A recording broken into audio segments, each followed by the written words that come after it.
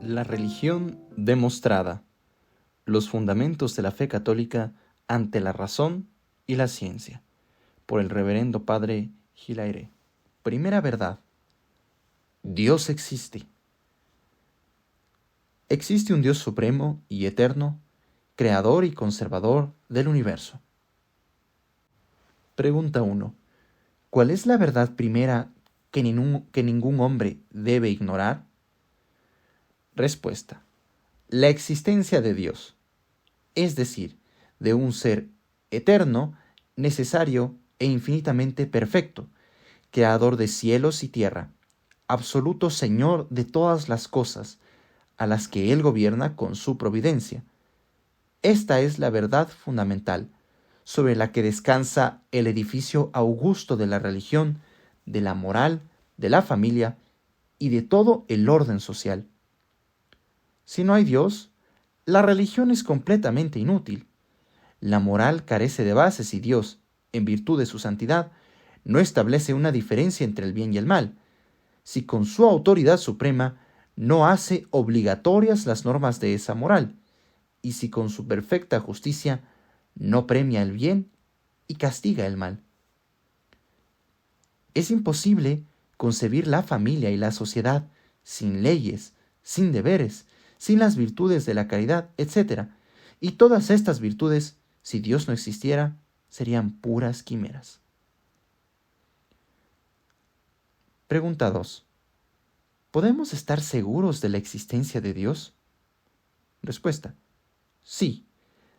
Tan seguros podemos estar de que Dios existe como de que existe el sol.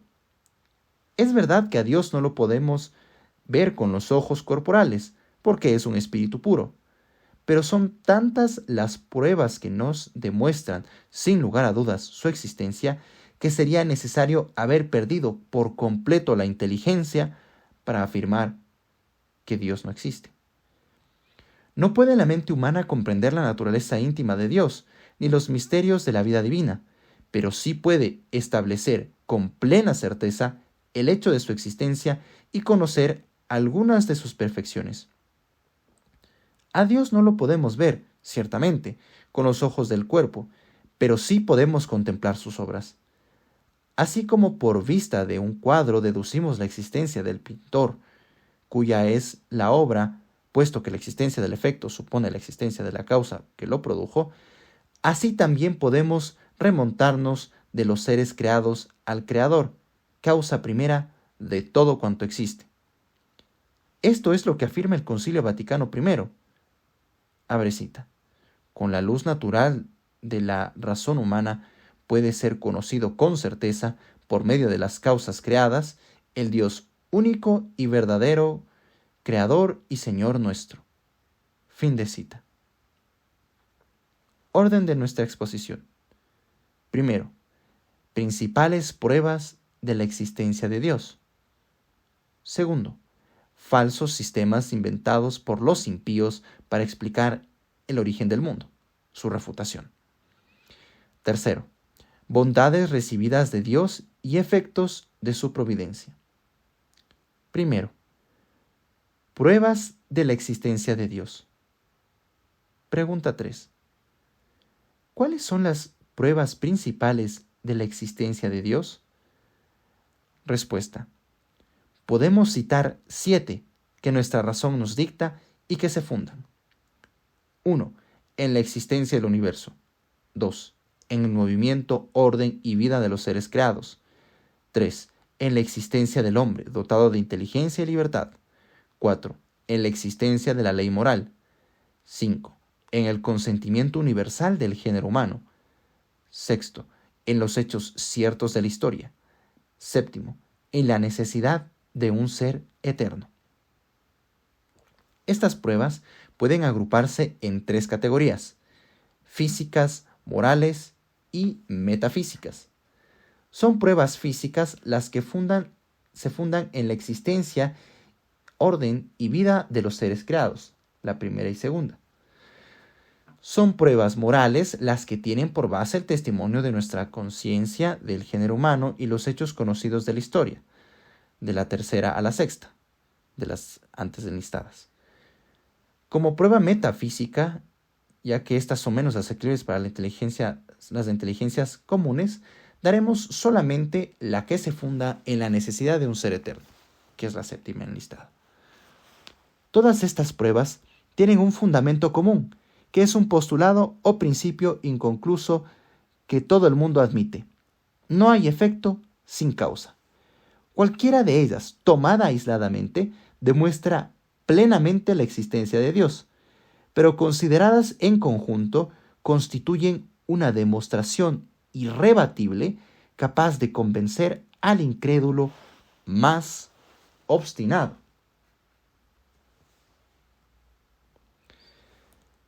Primero, la existencia del universo. Pregunta 4. ¿Cómo se demuestra por la existencia del universo la existencia de Dios? Respuesta. La razón nos dice que no hay efecto sin causa. Vemos un edificio, un cuadro, una estatua. Al punto se nos ocurre la idea de un constructor, de un pintor, de un escultor que hayan hecho esas obras. Del mismo modo, al contemplar el cielo, la tierra y todo cuanto existe, pensamos que todo ello debe tener alguna causa, y a esa causa primera del mundo le llamamos Dios. Luego, por la existencia del universo, podemos demostrar la existencia de Dios. En efecto, primero, el universo no ha podido hacerse a sí mismo. Segundo, no es fruto de la casualidad. Tercero, no ha existido siempre. Luego, debe su existencia a un ser supremo y distinto de él. Primero, el universo no ha podido hacerse a sí mismo porque lo que no existe no puede obrar y consiguientemente no puede darse la existencia a sí mismo. El ser que no existe es nada, y la nada, nada produce. Segundo, el universo no es fruto de la casualidad, porque la casualidad es una palabra que el hombre ha inventado para ocultar su ignorancia y para explicar los hechos cuyas causas desconoce. Tercero, el universo no ha existido siempre. Así lo reconocen a todas las ciencias, la geología o la ciencia de la Tierra, la astronomía o la ciencia de los astros, la biología o ciencia de la vida, etc. Todas sostienen que el mundo tuvo que tener un principio. Nada hay eterno sobre la tierra, dijo un sabio, y cuanto se contiene en la tierra, en las entrañas de los astros o en su superficie, ha tenido principio y debe tener algún fin. 3 caracteres señala a la filosofía al ser eterno, que es necesario, inmutable e infinito. Ahora bien, primero, el mundo es material, y al ser material no puede ser necesario. Ninguna de sus partes existen necesariamente, pues se puede prescindir perfectamente de esta o aquella. ¿Qué importa verbigracia, un río o una montaña más o menos? Luego, si ninguna de las partes es de por sí necesaria, tampoco será necesario el todo. Segundo, el mundo no es inmutable. Si contemplamos la naturaleza material que nos rodea, vemos que en ella todo nace, todo perece, todo se renueva, las plantas, los animales, el hombre. Tercero, el mundo no es infinito, pues siempre es posible suponer un mundo más hermoso y más perfecto que el que existe. Por consiguiente, tampoco es eterno, porque la eternidad, que es una perfección infinita, solo puede hallarse en un ser infinito. Si pues el mundo no ha existido siempre, es una obra que supone un obrero, de la misma manera que el reloj supone un relojero, la casa un albañil, el cuadro un pintor y la estatua un escultor. Conclusión. La existencia del universo demuestra la existencia de un ser supremo, causa primera de todos los seres. Ese ser supremo es Dios. Narración. Durante la Revolución de 1793, decía el impío Carrier a nuestros campesinos de Nantes: Pronto vamos a convertir en ruinas vuestros campanarios y vuestras escuelas. Es muy posible, respondió el campesino, pero nos dejaréis las estrellas y mientras ellas existan serán como un alfabeto del buen Dios, en el que nuestros hijos podrán deletrear su augusto nombre. No se precisan largos discursos para demostrar que Dios existe, basta abrir los ojos y contemplar las maravillas del mundo exterior. Segundo, movimiento, orden y vida de los seres creados. Pregunta 5. ¿Puede demostrarse la existencia de Dios por el movimiento de los seres creados? Respuesta: sí, porque no hay movimiento sin motor, es decir, sin alguna causa que lo produzca. Ahora bien, cuanto existe en el mundo obedece a algún movimiento que tiene que ser producido por algún motor. Y como no es posible que exista realmente una serie infinita de motores, dependientes del uno del otro, preciso es que lleguemos a un primer motor, eterno y necesario, causa primera del movimiento de todos los demás. A ese primer motor le llamamos Dios. Primero, sostiene la mecánica, que es una parte de la física, que la materia no puede moverse por sí sola. Una estatua no puede abandonar su pedestal. Una máquina no puede moverse sin una fuerza motriz. Un cuerpo en reposo no puede por sí mismo ponerse en movimiento. Un cuerpo en reposo no puede ponerse por sí mismo en movimiento. Tal es el llamado principio de inercia. Luego, para producir un movimiento, es necesario un motor. Segundo, ahora bien, la Tierra, el Sol, la Luna, las estrellas recorren continuamente órbitas inmensas sin jamás chocar unas con otras. La Tierra es una esfera colosal de 40.000 kilómetros de circunferencia que realiza, según afirman los astrónomos, una rotación completa sobre sí mismo durante cada 24 horas, moviéndose en los puntos situados sobre el ecuador con una velocidad de 28 kilómetros por minuto. En un año da una vuelta completa alrededor del Sol, marchando a una velocidad de unos 30 kilómetros por segundo.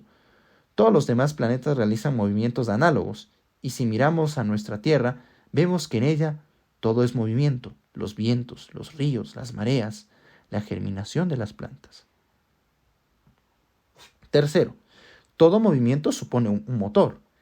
Y como no se puede suponer una serie infinita de motores que se comuniquen el movimiento unos a otros, puesto que tan imposible es un número concreto infinito como un bastón sin extremos, hemos de llegar necesariamente a un primer ser que comunique el movimiento sin haberlo recibido.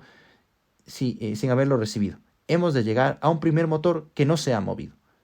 Ahora bien, este primer ser, esta primera causa del movimiento es Dios, a quien justamente podemos llamar el primer motor del universo.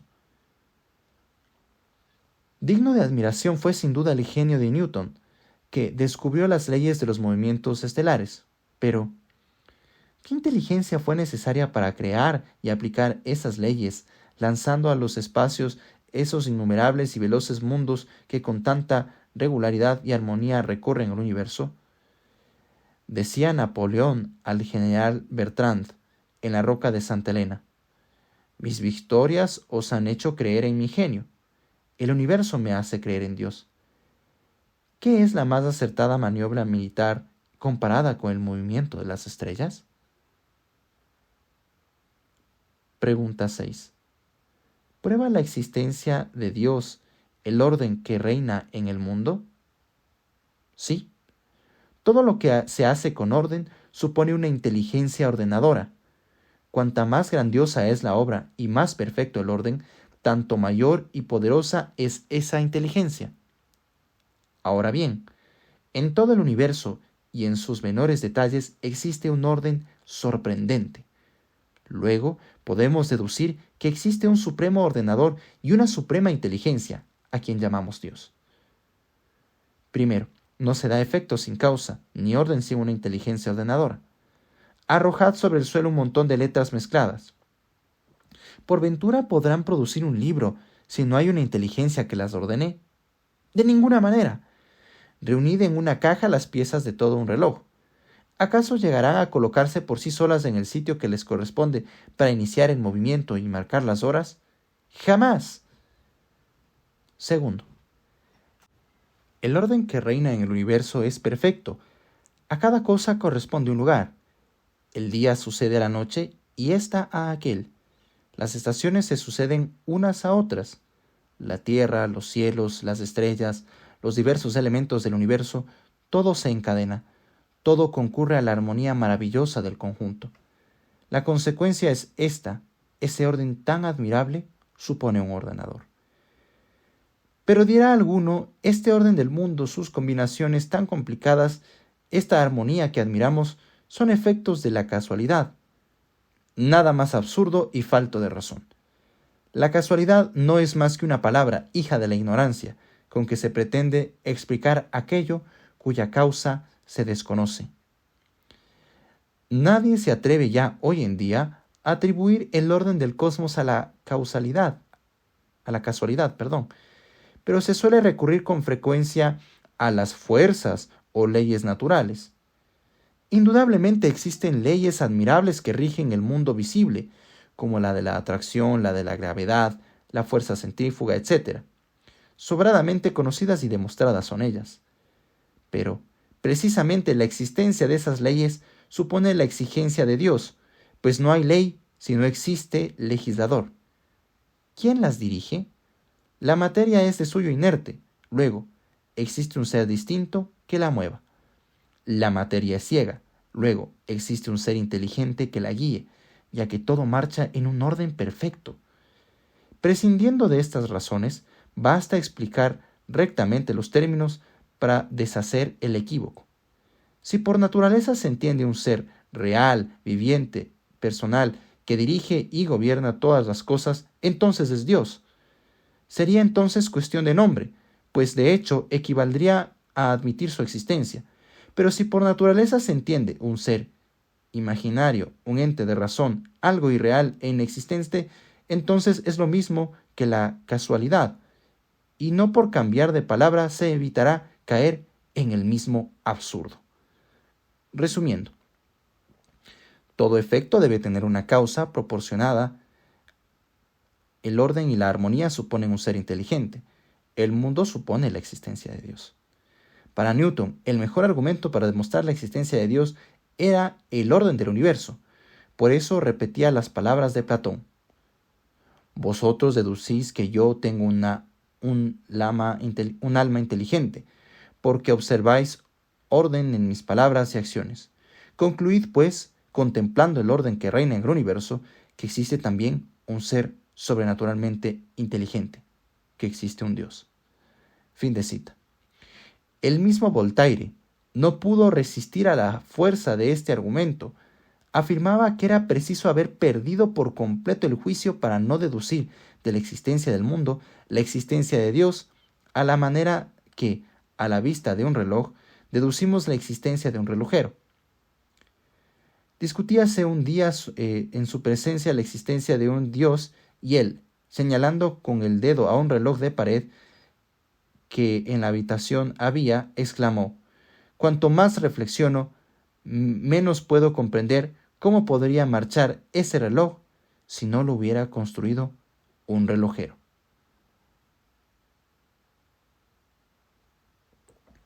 Pregunta 7. ¿Podemos deducir la existencia de Dios por la contemplación de los seres vivientes? Respuesta: sí. La razón, la ciencia y la experiencia nos obligan a admitir un creador de todos los seres vivientes diseminados sobre la tierra. Y como ese creador no puede ser sino Dios, síguese que de la existencia de los seres vivientes podemos concluir la existencia de Dios. En efecto, las ciencias físicas y naturales nos enseñan que en un tiempo no hubo ningún ser viviente sobre la tierra.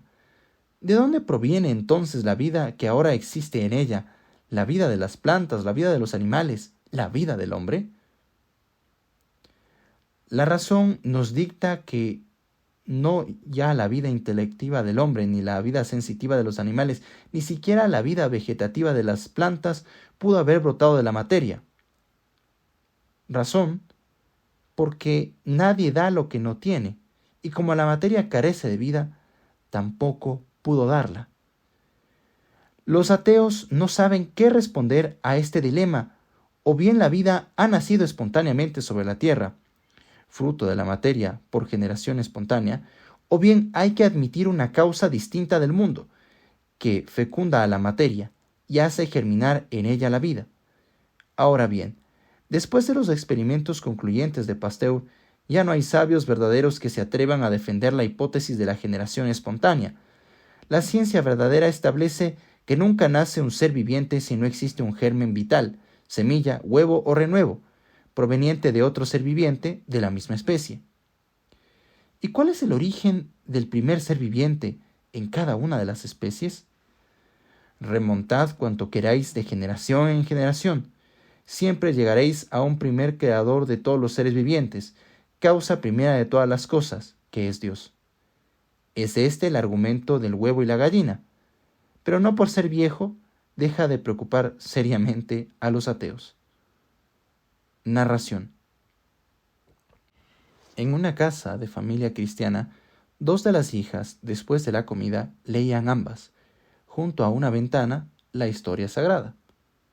Se acercó un joven y en tono burlón les dijo: ¿Cómo? ¿Ustedes leen la historia sagrada? ¿No saben que no existe Dios?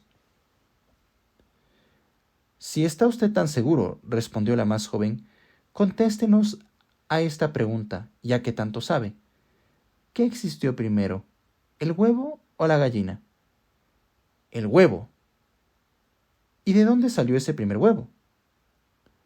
Oh, me equivoqué, primero fue la gallina. Entonces, ¿de dónde salió la primera gallina? La primera gallina. Sí, la primera gallina, ¿de dónde vino? ¿Qué gallina ni qué gallina? Ya me están hartando con tantas gallinas. Diga más bien, señor Sabelotodo, que no sabe usted la respuesta y reconozca que sin Dios es imposible explicar tanto la existencia del huevo como de la gallina. Ahora, nuestro buen hombre se retiró corrido, repitiéndose por lo bajo: ¿qué habrá sido primero?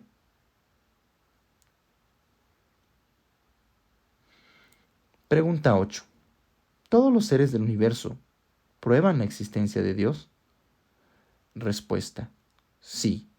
Cuantos seres existen en el universo son otras tantas pruebas de la existencia de Dios, porque todos ellos son el efecto de una causa que les ha dado el ser, de un Dios que los ha creado a todos. Muy bien conocen los sabios los elementos que integran cada uno de esos seres, y sin embargo no son capaces de producir uno solo. No pueden crear ni una hoja de árbol ni una brizne de hierba. Preguntaba Lamartine a un picapedrero de Saint-Pont: ¿cómo podéis conocer la existencia de Dios si jamás habéis asistido a la escuela, ni a la doctrina, ni os han enseñado nada en vuestra niñez, ni habéis leído ninguno de los libros que tratan de Dios? Le respondió el picapedrero: Ah, señor, mi madre, en primer lugar, me lo ha dicho muchas veces. Además, cuando fui mayor conocí a muchas almas buenas que me llevaron a las casas de oración, donde se reúnen para adorarle y servirle en común, y escuchar las palabras que ha revelado a los santos para enseñanza de todos los hombres. Pero aun cuando mi madre nunca me hubiese dicho nada de él, y aun cuando nunca hubiera asistido al catecismo que enseñan en las parroquias, ¿no existe otro catecismo en todo lo que nos rodea que habla muy alto a los ojos del alma, aun de los más ignorantes? ¿Por ventura se precisa conocer el alfabeto para leer el nombre de Dios? ¿Acaso su idea no penetra en nuestro espíritu con nuestra primera reflexión, en nuestro corazón con su primer latido? Ignoro qué opinarán los demás hombres, Señor, pero en cuanto a mí, no podría ver, no digo una estrella, pero ni una hormiga, ni una hoja, ni un grano de arena sin decirle: ¿quién es el que te ha creado? Lamartine replicó: Dios. Os responderéis vos mismo: así es, Señor, añadió el picapedrero. Esas cosas no pudieron hacerse por sí mismas, porque antes de hacer algo es necesario existir, Y si existían, no podían hacerse de nuevo. Así es como yo me explico que Dios ha creado todas las cosas. Vos conoceréis otras maneras más científicas para daros razón de ello. No, repuso Lamartine. Todas las maneras de expresarlo coinciden con la vuestra. Pueden emplearse más palabras, pero no con más exactitud.